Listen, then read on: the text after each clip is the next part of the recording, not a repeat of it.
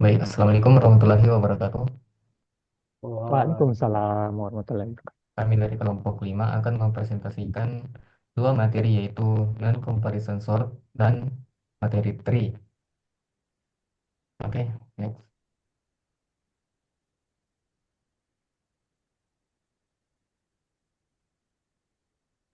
Pun anggota dari kami yaitu yang pertama saya sendiri selaku moderator Ariel Pratama, yang kedua ada Andres, yang ketiga ada Muhammad Arfasep.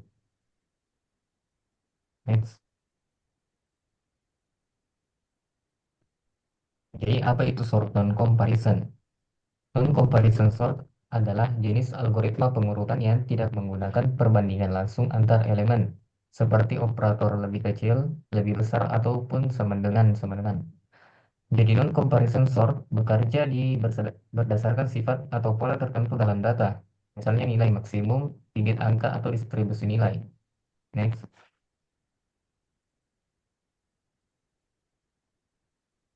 Adapun jenis-jenis dari sort non-comparison, yaitu yang pertama ada counting sort, kemudian ada relic sort, dan terakhir ada bucket sort.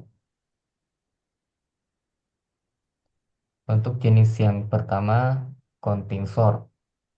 Counting sort adalah algoritma pengurutan yang menghitung jumlah kemunculan setiap elemen dalam array input, lalu menggunakan informasi tersebut untuk menyusun array yang terurut. Algoritma ini tidak membandingkan elemen satu sama lain sehingga sangat cepat untuk data dengan nilai terbatas dan non-negatif. Oke, next. Adapun cara kerja dari jenis ini yaitu menghitung frekuensi setiap angka dalam array. Jadi setiap elemen dalam array itu dihitung jumlah kemunculannya menggunakan struktur data atau array array penghitung. Jadi hasilnya itu akan didaftarkan. Hasilnya adalah daftar frekuensi untuk setiap elemen. Kedua, ada menyusun kembali berdasarkan frekuensi. Jadi elemen-elemen array kemudian itu diurutkan kembali berdasarkan jumlah kemunculannya dari yang paling sedikit ke yang paling sering. Jika dua elemen itu memiliki frekuensi yang sama, maka diurutkan berdasarkan nilai elemen secara menaik atau dari kecil atau ke besar. Jadi contoh inputnya itu ada 4, 2, 2, 1. Kita bisa lihat kalau angka 4 itu cuman satu kali, jadi akan diurut dan akan diurutkan ke yang paling terakhir sesuai angka yang paling rendah dan besar. Angka 2 ada dua kali, jadi akan diurutkan lagi ke nilai outputnya dan angka terakhir ada angka satu. Kita bisa tahu kalau angka satu itu angka terkecil. Jadi outputnya akan paling kiri atau paling awal. Oke, next. Adapun kelebihan dan kekurangan dari jenis ini yaitu kelebihannya sangat cepat untuk bilangan bulat kecil dan terbatas. Dua, stabil dan mudah diimplementasikan. Ada juga kekurangannya yaitu hanya cocok untuk integer non-negatif. Kedua, tidak efisien jika nilai maksimum terlalu besar atau boros memori. Dan terakhir, tidak cocok untuk data bertipe string atau float. Oke, untuk programnya akan dijelaskan oleh Andreas.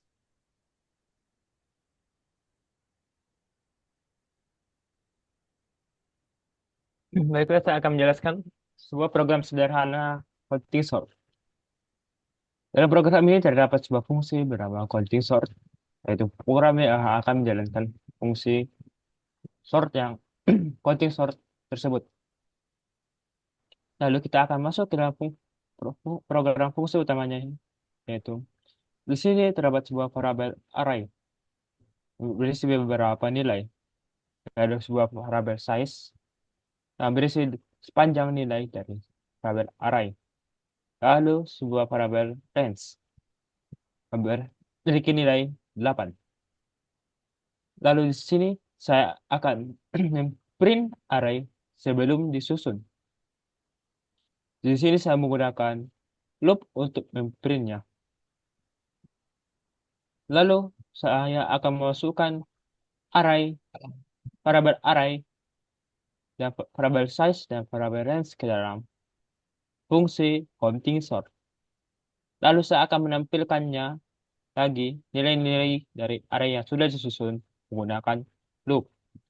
Baiklah, saya akan menjalankan program ini tersebut. Di sini kita bisa melihat bahwa program ini berhasil men-sort array variable array menjadi tersusun dengan rapi. Baiklah, Oke,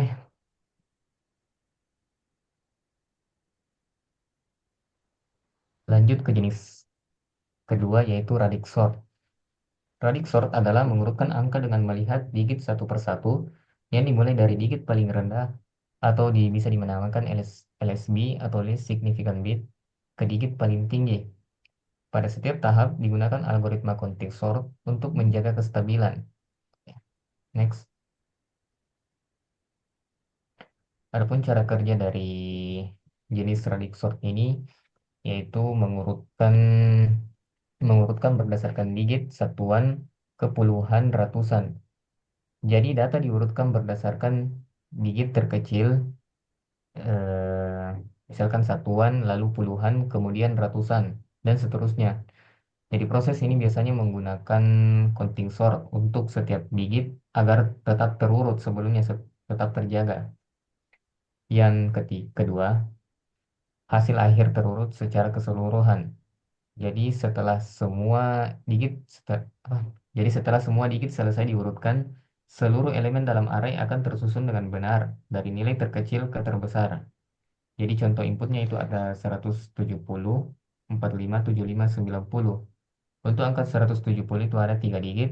Jadi kita bisa tahu kalau 3 digit itu akan berada paling akhir atau paling kanan. Dan begitu seterusnya yang memiliki 2 digit dan akan diurutkan berdasarkan dari nilai nilai kecil besarnya. Oke, next. Adapun kelebihan dan kekurangan dari radix sort, yaitu kelebihannya menjaga stabil dan efisien untuk angka dengan panjang digit tetap. Terakhir, tidak bergantung pada operasi perbandingan. Ada juga kekurangan dari jenis ini, yaitu kurang efisien untuk angka dengan panjang digit bervariasi, tidak cocok untuk tipe data kompleks seperti string dan desimal. Butuh counting sort sebagai sub prosedur. Oke, untuk programnya akan dijelaskan lagi oleh Andreas. di sini saya akan menjelaskan sebuah program sederhana radix. Di sini saya buat sebuah fungsi yaitu get digits untuk mendapatkan digits dari counting sort dari array tersebut. Lalu saya menciptakan sebuah fungsi counting sort by digit untuk melakukan program counting sort pada digit-digit tersebut. Lalu sebuah fungsi radix sort dia akan menyusun digit-digit tersebut. Baiklah, kita akan pindah ke program utamanya. Jadi di sini terdapat sebuah variabel array yang memiliki beberapa nilai dan variabel size yang merupakan panjang nilai dari variabel array. Lalu saya akan memprint nilai array sebelum disusun, lalu memasukkan variabel array tersebut beserta size ke dalam fungsi radius sort. Lalu memprint hasil dari radius sort tersebut. Baiklah, saya akan menjalankan programnya. Di sini kita bisa lihat program tersebut berjalan dengan baik. Ya, sekian. Oke, lanjut.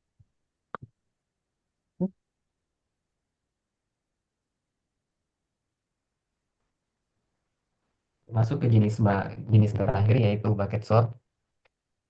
Untuk bucket sort sendiri, untuk untuk bucket sort sendiri di sini bekerja dengan membagi elemen input ke dalam beberapa bucket atau keranjang berdasarkan nilai rentangnya.